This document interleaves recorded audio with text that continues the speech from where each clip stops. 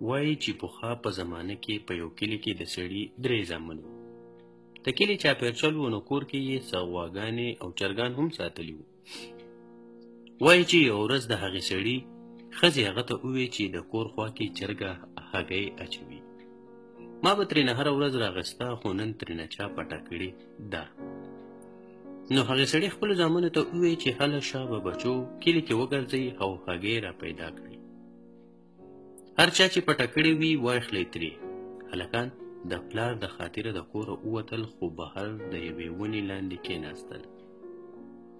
خپلو کې یې وویل چې پلار مو لیونی شوی دی. اوس به مونږ په کلي کې ګرځو چې چا مو د چرګې نه هګۍ پټه کړې ده. ماښام کور ته راغلل وې پلاره پیدا مو نه کړه. خیر څو ورځې پس چا هغه چرګه هم پټه کړه. سړي بیا زامنو ته وویل چې هلکانو زر وځئ او هګۍ را پیدا کړئ. هغوی یو بل ته وکتل چې ورکه شوې چرګه ده او پلار مو وایي چې هګۍ وګورئ. عجیبه خبره ده. وخت تېرېدو چې یو ورځ یې چا د قلبې غوایي ووجلو او لنګه غوایي ترېنه پټه کړه. سړي بیا زامنو ته وویل چې هلکانو زر کوئ هګۍ ولټوئ چې چا پټه کړې ده. هلکانو بیا یو بل ته وکتل چې د پلار نه موسه وشول. چا مو جوتی غوایي وجلی دی او غوایي رانه پټه کړې ده او پلار مو اوس هم هغه پخوانۍ ټپه کوي چې هګۍ وګورئ. دا څنګه خبره ده؟ خیر خبره لاړه پاتې شوه. د ژوند شپې ورځې روانې وې چې یو ورځ د هغې سړي یو زوی چا هېڅ بې حسه مړ کړو. چې مړی کور ته راغلو نو سړي خپلو پاتې 2 زامنو ته وویل چې وځئ او هګۍ وګورئ چې چا پټه کړې ده. یو زوی ورته وویل چې پلاره دا تاسو څه ګډې وډې وایئ؟ چا را رور وجلی دی او تاسو مونږ ته وایئ چې هګۍ را پیدا کړئ. دا تاسو څه وایئ؟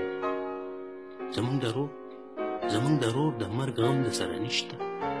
بعید چې د خپل رور قاتلان وګورو. د هګۍ نه مو راته څه جوړ کړي دي؟ پلار یې ورته وویل چې بچیه که هغه ورځ مو د هګۍ تپوس کړی وی نو چا به درنه چرګه نه پټوله. که بیا مو ځان ناویښ کړی وی نو د غوایي د مرګ او د غوا د غلا کېدو پیښه به هم مخې ته نه راتله. خو تاسو خو د هغې پیښې سره بیا هم ویښ نه شوئ او نن خبره تر دې ځایه راورسېدله چې یو یې درنه مړ کړو. خیر خبره رانه اوږده شوه خو مقصد مې دا دی چې که د غفلت په خوب اوږده پښتون قوم پرون د هګۍ پوښتنه کړې وی نو نن به یې د رور مرګ ته خبره هېڅکله هم نه رسېدله. او که نن یې رور چا وجلی دی نو سبا د ده وار هم لري نه دی. اوس هم وخت شته خو که راویښ شو.